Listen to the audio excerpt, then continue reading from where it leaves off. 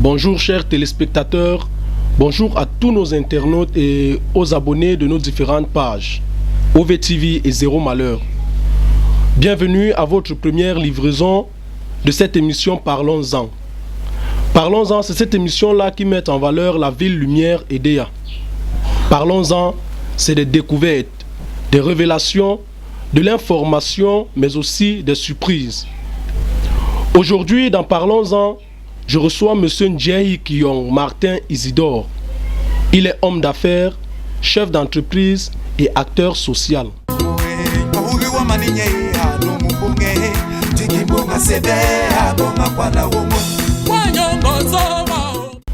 Bonjour Monsieur Rion et merci d'avoir accepté notre invitation. C'est moi qui vous remercie et je remercie la chaîne OVTV avec toutes ces initiatives qu'ils font ici là dans la Sanaga maritime.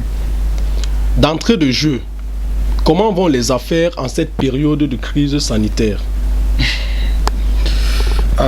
Les affaires vont tellement mal puisque on a une crise internationale, une crise sanitaire internationale que tout le monde connaît le nom, c'est le Covid-19.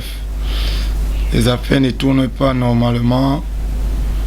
Vraiment, on est vraiment en chute libre en parlant d'affaires. Et avec la fermeture des frontières, vous qui faites dans l'import-export, comment avez-vous géré cette fermeture des frontières par rapport à vos activités? Vous savez, monsieur, personne ne s'attendait à ce genre de crise sanitaire, puisqu'on n'a pas mis un certain mécanisme en place pour essayer de combattre,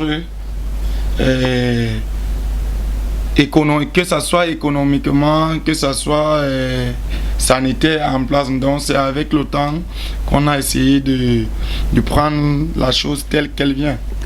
Mais est-ce que dans cette difficulté-là, est-ce que vous recevez le support ou alors l'accompagnement des différentes autorités et du gouvernement?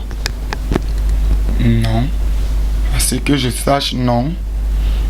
Ce que je sache, non. Surtout ici, dans la ville d'Edéa, je ne pense pas. Accompagnement, pour moi, peut-être ce que je constate, c'est venir nous expliquer les mesures sanitaires, les toutes premières mesures sanitaires, mettre de l'eau dans les différentes boutiques ou bien, je ne sais pas, magasins, et écrire les gestes barrières, donc mettre certains liftings, donc ils disent certains trucs pour les gestes barrières. En dehors de ça, au fait, accompagnement, quel genre d'accompagnement financier? Non, moi je ne pense pas. Au niveau des gestes barrières, déjà, c'est un plus du gouvernement de sensibiliser les populations. Mais au niveau financier, est-ce que avec l'exonération des impôts dont a fait part le Premier ministre dernièrement, est-ce que ça s'applique ici dans vos entreprises dans la ville d'Edéa? Pour le moment, je ne vois pas un changement, puisqu'il y a toujours le service d'hygiène qui vient demander tous les papiers, les impôts déjà, aux finances, au niveau des finances, on nous demande déjà de venir payer. Voilà, donc c'est ça. Donc je ne vois pas, on a dit, vous faites des informations là. Mais est-ce que vous vous êtes rapproché, des autorités compétentes ou alors des services compétents pour être au courant des impôts, parce que la taxe d'hygiène par exemple, on ne sait pas si elle est parmi les taxes exonérées. Est-ce que vous êtes rapproché de ces services de finances là pour être au parfum de ce qui a été exonéré comme impôt? Non, pour dire vrai non.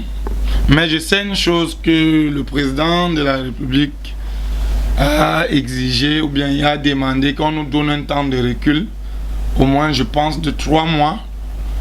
Après 3 mois, on regarde comment on essaie de faire pour payer nos taxes, nos impôts et autres.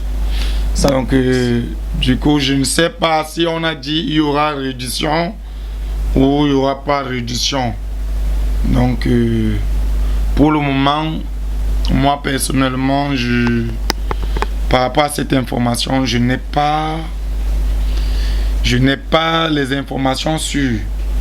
Donc ça voudrait dire qu'on peut inviter tous les hommes d'affaires comme vous, et y compris vous-même, à vous rapprocher des services de finances et des impôts pour être au parfum de la chose. Parce qu'il y a une note qui est sortie et qui est en circulation. Donc on ne devrait pas certainement retrouver des hommes d'affaires en train de se plaindre juste par ignorance.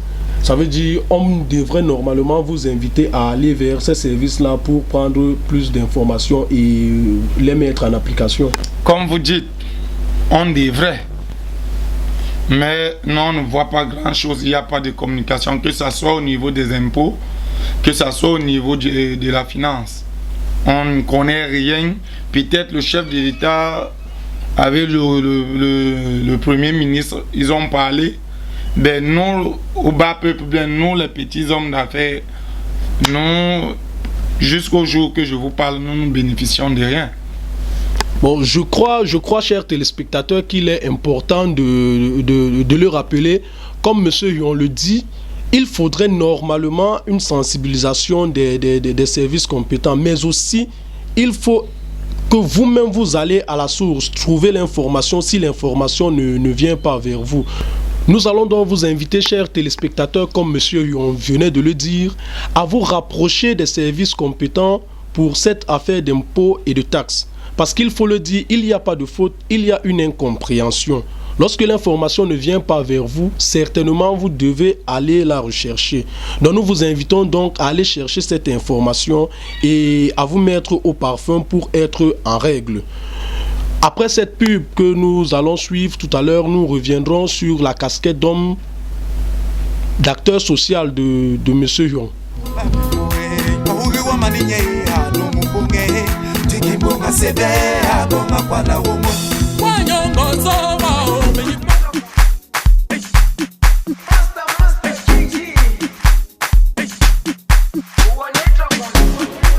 Jérusalem.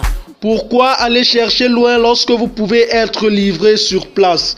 Il n'est plus question pour vous d'aller à Douala chercher des appareils électroménagers, des télévisions, des vêtements et chaussures. Désormais, Trésor Business Center vous offre cela dans la ville d'Edea.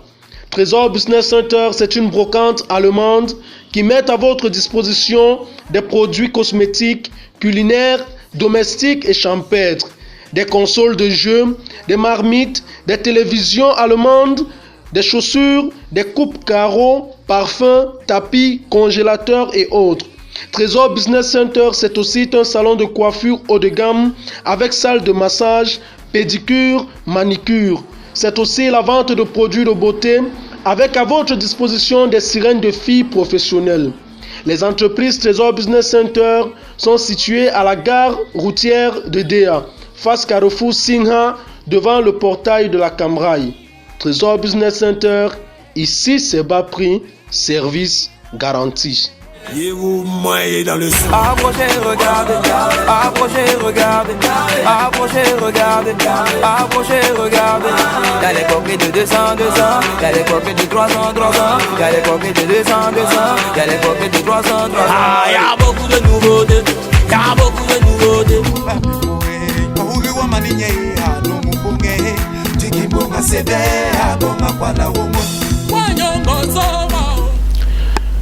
Venons-en, chers téléspectateurs, à cette casquette sociale.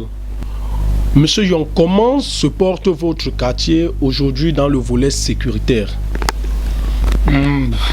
Bon, je me présente d'abord par rapport au volet sécuritaire et autres cultures. Moi, je suis celui qu'on appelle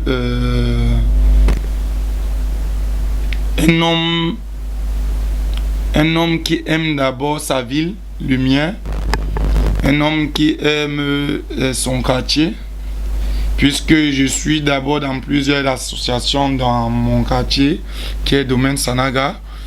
Je suis secrétaire et je suis trésorier de la NJDDS, c'est la nouvelle jeunesse dynamique du quartier Domaine Sanaga, oui.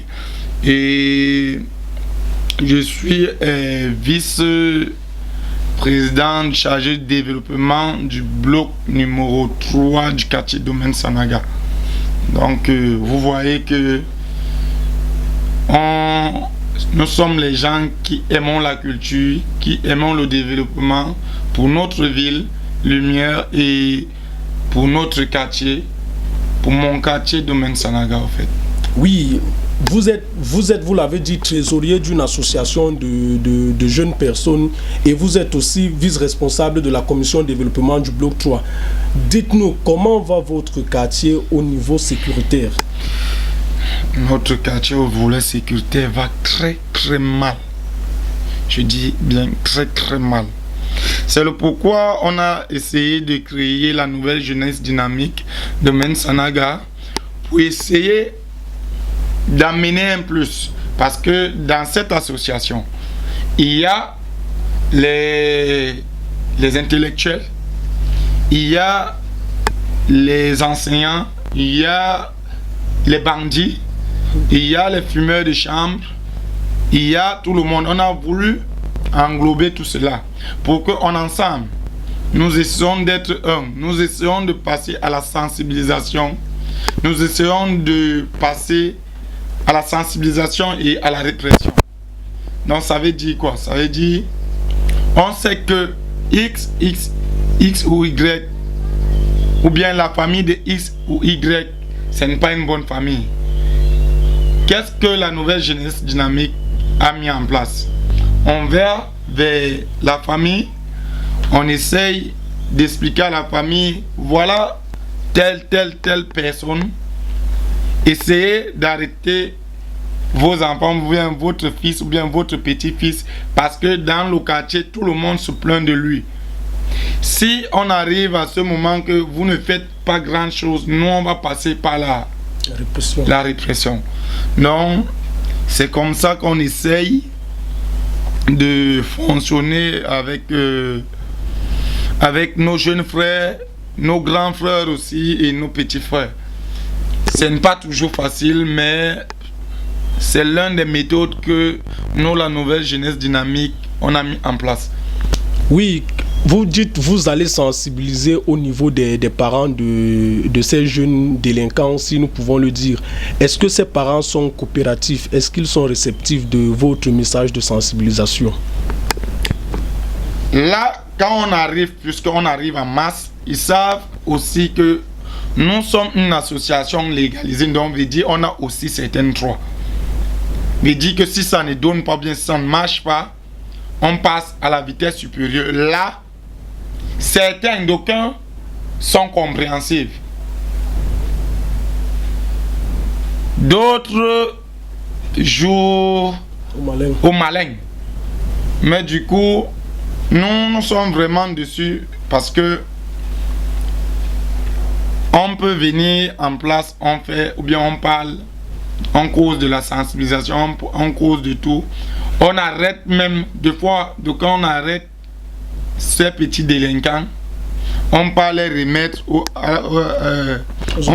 autorités compétentes.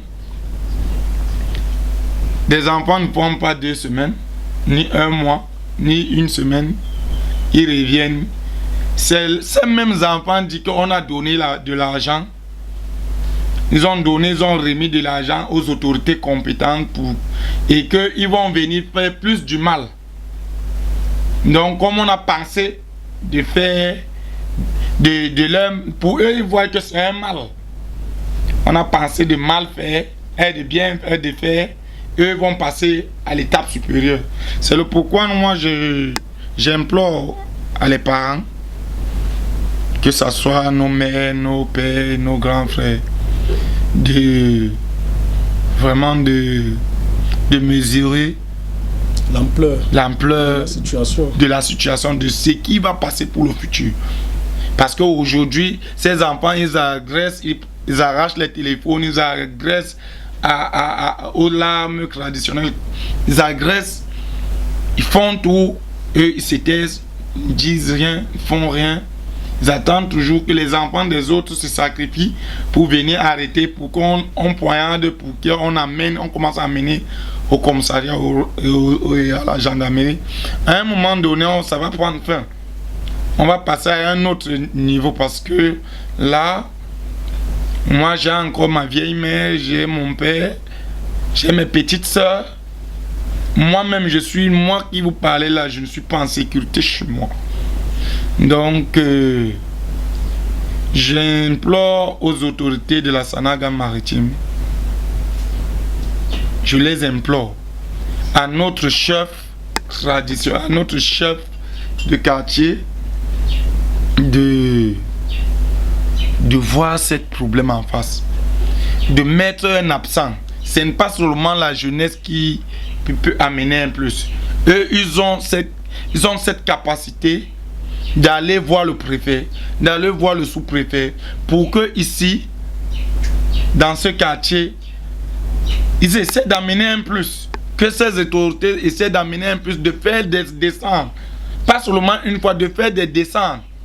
Parce que je me dis, quand ces malfrats, quand ces bandits, je ne sais pas comment même ces délinquants voient les autorités en place 1, 2, 3 fois, 4 fois, au moins 2 fois par mois, ils vont savoir que le chef du quartier travaille. Ils vont savoir que la jeunesse qui est là qui travaille. Ils vont savoir que le président des jeunes travaille. Mais quand on ne fait que parler, on ne fait que, je sais pas, on ne fait que monter, descendre, on passe les nuits blanches parce qu'on est obligé de faire l'autodéfense. On quitte le matin, on commence à minuit, on rentre chez nous à 6 h du matin, vraiment, sans même un financement de nos propres parents. Et d'aucuns sont fiers, d'autres disent que ça nous regarde, donc ils s'en foutent. Notre propre chef, je peux le dire, ne nous encourage pas à continuer le boulot. Parce que je me dis, s'il nous encourageait, vraiment quand on passe à la dénonciation, c'est que toutes ces familles qui cachent leurs enfants, c'est que quand on donne souvent, quand on fait tout pour tout de donner la liste de ces gars ou bien de ces familles, c'est que les autorités sont au courant de tout ce qui se passe. Et c'est que ils devaient faire une descente au niveau de notre quartier, notre beau quartier qui est le domaine Sanaga. Oui, espérons que le message est arrivé au niveau des autorités compétentes. Est-ce que si ces autorités arrivent vers vous pour dénicher et trouver ces brigands, serez-vous capable de les amener dans les domiciles de ceux-là qui commettent des forfaits dans votre quartier? Mais tout le monde connaît qui fait quoi en Bouminkong ou au quartier Bouminkong, domaine Sanaga. Tout le monde connaît les gars qui dérangent. On a peur de quoi? Qui vont nous tuer? Nous sommes déjà morts. Moi personnellement, je suis déjà mort. Donc ça, ce n'est pas un problème. Les autorités, on a déjà appelé les autorités cela combien de fois? Ils ont fait quoi? On a appelé la gendarmerie, ils n'ont rien fait. On a appelé la police, ils demandent que c'est nous qui devons arrêter et amener. Il y a une police, on a dit, l'État a parlé de police de proximité. Est-ce que réellement, il y a une police de proximité à la Sanaga maritime? Ou bien c'est dans certains coins? Moi, je prends le cas de domaine Sanaga. Moi, je ne vois pas la police de proximité. Ou c'est moi qui comprends mal le français. Moi, je me dis, police de proximité veut dire qu'une police qui fait sa patrouille dans le quartier, dans un quartier, et qui rend aussi compte à sa hiérarchie. Mais il faut le rappeler, votre quartier, vu que nous avons préparé cette émission, a en lui 2 policiers en fonction. 2 policiers en fonction, une fille et un garçon, et 2 conseillers municipaux. Hormis ces hommes ces élites qui vivent dans votre quartier, est-ce que entre vous, vous arrivez à communiquer pour pouvoir faire face à ces jeunes? Parce qu'il faut le rappeler, chers téléspectateurs, ici au quartier Domaine Sanaga, il y a un foyer de chanvre. Il y a un foyer de chanvre. Si vous vous rappelez, dans notre dernière émission, nous avons fait un passage au niveau de la Sanaga pour prendre ce foyer-là. Il y a un foyer, mais les riverains peinent à mettre main sur ces jeunes-là qui continuent à faire du mal aux populations. Donc, nous aimerions bien savoir, est-ce qu'avec ces policiers, ces élites et ces conseillers municipaux que vous avez dans votre quartier, avez-vous une commission ou alors arrivez-vous à vous organiser avec ces gens-là pour pouvoir mettre main sur ces jeunes délinquants?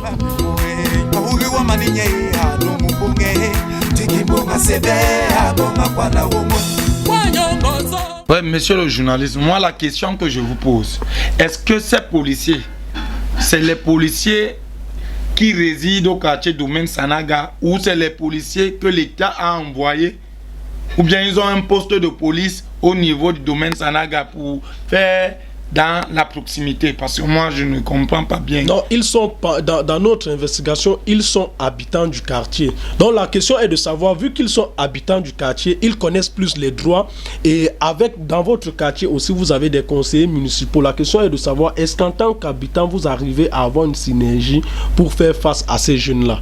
Cette question, je vais vous poser la question je vais vous répondre à la question. Vous devez répondre aux questions. Avant de revenir à la question première, la question vous allez encore répartir parce que vous êtes bien informé par rapport à ces policiers. Vous les interviewez bien ou par inbox, je ne sais pas où. Vous les demandez qu'est-ce que vous faites pour votre quartier. Vu votre ton et votre intervention, on pourrait conclure que ils sont au quartier, mais ils ne sont pas impliqués dans les affaires du quartier. C'est vous qui le dites. C'est vous qui le dites. Moi, je vous ai sûrement demandé d'aller leur poser la question de savoir. Allons-y. Puisque moi, si vous voulez parler, moi, je n'ai rien ni à gagner ni à perdre. Moi, tout ce que j'ai besoin, à mon humble personne, c'est que mon quartier doit respirer, que les gens puissent entrer aisément et sortir. Ils ne foutent rien pour leur quartier. Ils sont les fonctionnaires de l'État. Moi, en tant qu'homme d'affaires de la Sanaga maritime, à mon petit niveau, je souffre, je patrouille de minuit jusqu'à 6 h du matin. Je n'ai jamais vu un homme en tenue venir m'accompagner qui réside en Boumingong ou bien au quartier Domaine Sanaga. Moi, personnellement, peut-être les jours quand je n'étais pas en patrouille, peut-être ils vont vous le dire, ils vont vous dire le contraire. C'est pourquoi je vous ai demandé d'y aller prendre les bonnes informations. Peut-être ils auront les bonnes informations à vous émettre. Notre émission étant une émission d'éducation et d'enseignement, comme nous l'avons dit, découverte, révélation, information et surprise. Nous allons encore vous redemander, est-ce que vous êtes allé vers ces policiers pour solliciter leur participation? Parce qu'il faut le dire, il y a des personnes qui aiment quand on les sollicite pour participer à une initiative. Êtes-vous allé vers ces personnes-là, solliciter leur participation dans cette lutte contre les dépravations? C'est comme si, monsieur le journaliste, c'est comme si vous voulez me puiser jusqu'au fond. Moi, je suis dans cette association. Il y a une jeunesse du quartier Domaine Sanaga. Ils ont leur bureau, ils ont leur administration, donc ils ont tout chez eux. Nous, c'est comme si nous sous-traitons dans cette jeunesse. Nous sommes une nouvelle jeunesse dynamique Domaine Sanaga. On a nos lois, on a nos statuts et règlements intérieurs.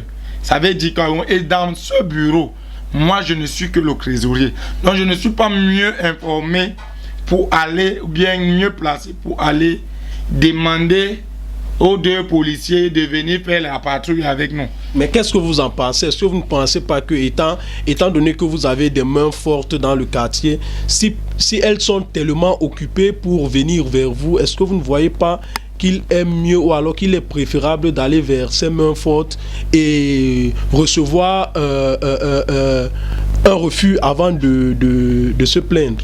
Moi, je ne suis pas là pour accuser qui que ce soit, mais je dis, ces 2 policiers que vous parlez, et les conseillers municipaux aussi, c'est pas ces 2 policiers que vous parlez là connaissent et savent le travail que nous abattons dans ce quartier.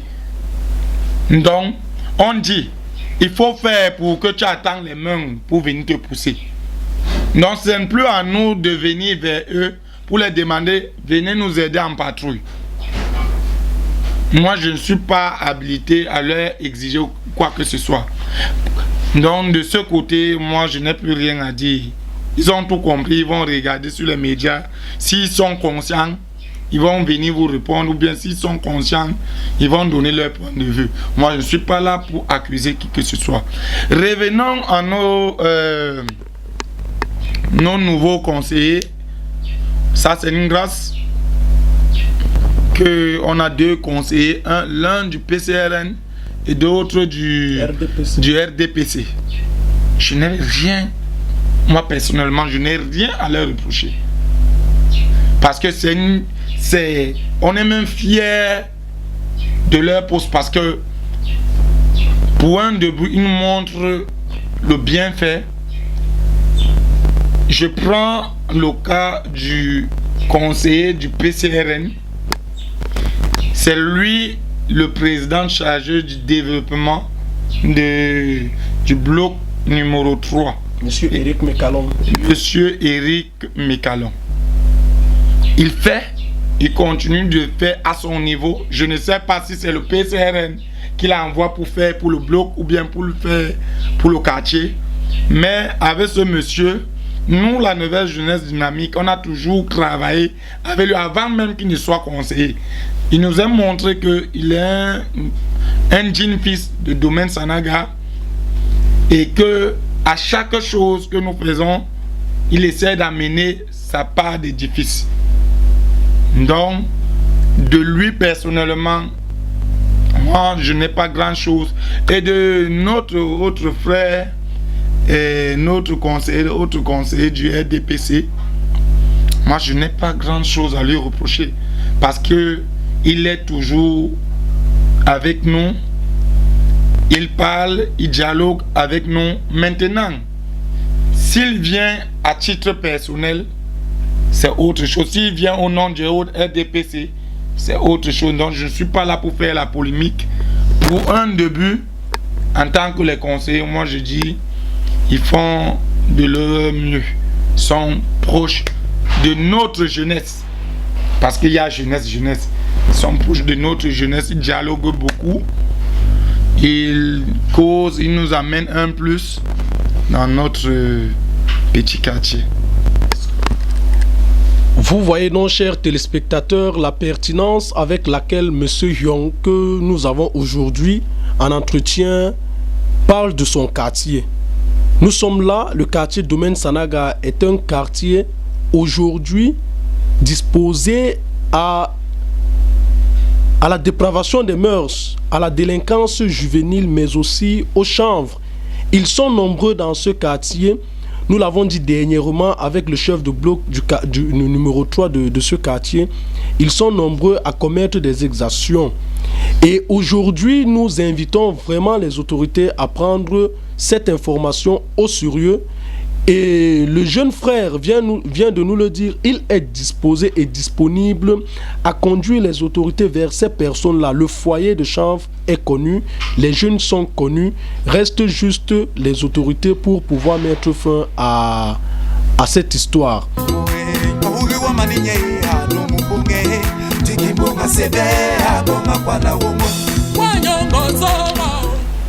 Après cette petite pause que nous allons prendre, nous allons conclure l'émission avec la troisième phase qui est celle de la casquette d'acteur social de M. Hyong.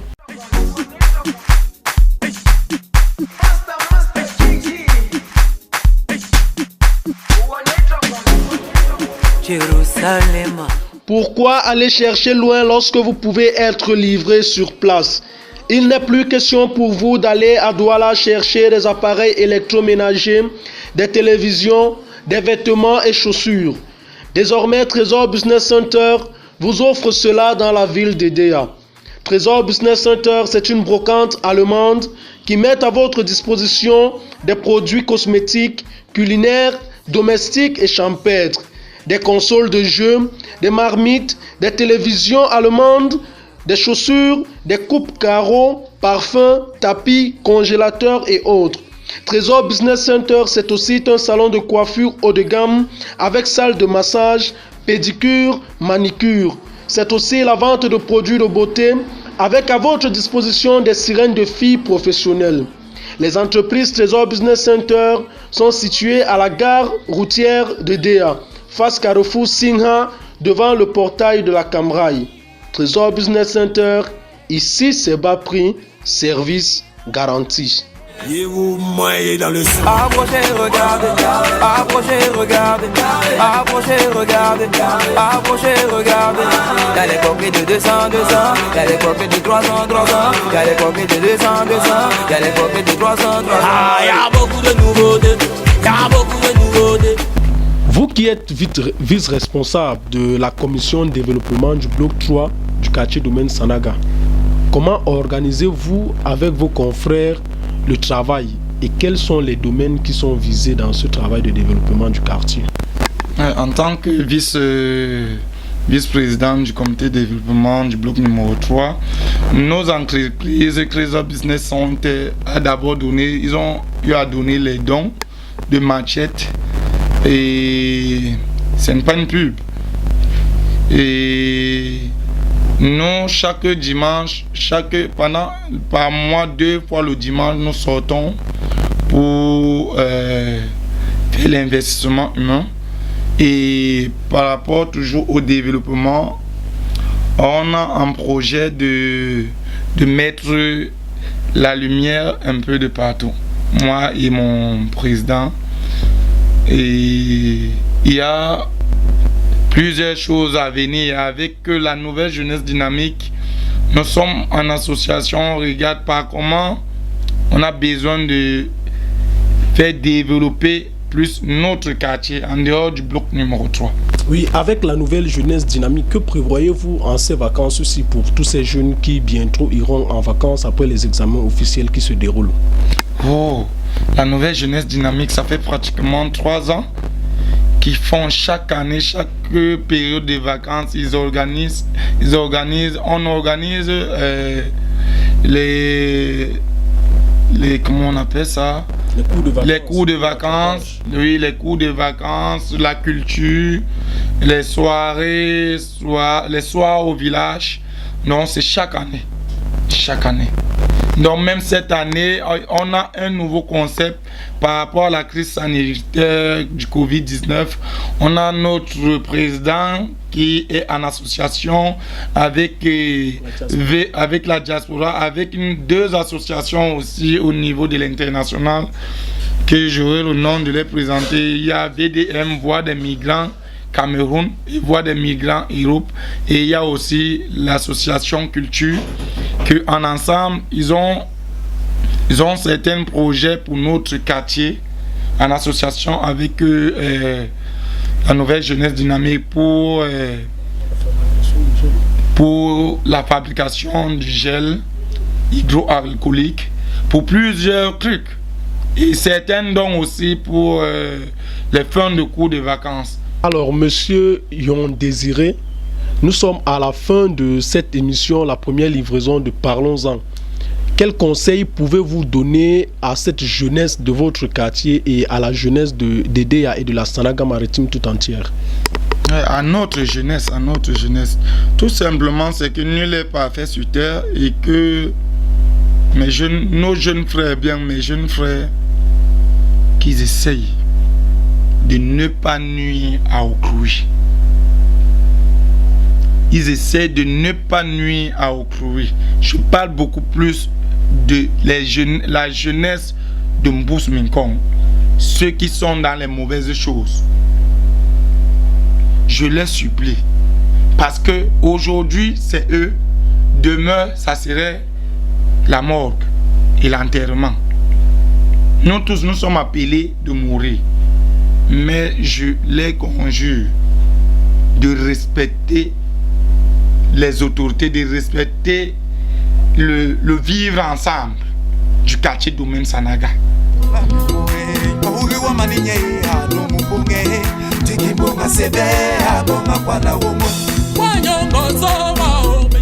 C'est la fin de cette première livraison de votre émission Parlons-en. Nous vous l'avons dit, cette émission, c'est des découvertes, des révélations, des surprises, mais aussi de l'information. Nous avons eu aujourd'hui en entretien M. Hion Désiré, qui est homme d'affaires et il est acteur social au quartier Domaine Sanaga. Nous espérons que cette émission vous a édifié. Nous espérons que vous avez été à l'aise en notre compagnie. Nous vous invitons tous, chers téléspectateurs, abonnés et internautes, à suivre notre chaîne de télévision OVTV, à rester abonnés sur nos différentes pages et n'hésitez pas à nous encourager par vos messages d'encouragement. Nous vous disons merci et nous prenons rendez-vous pour la prochaine émission. Portez-vous bien.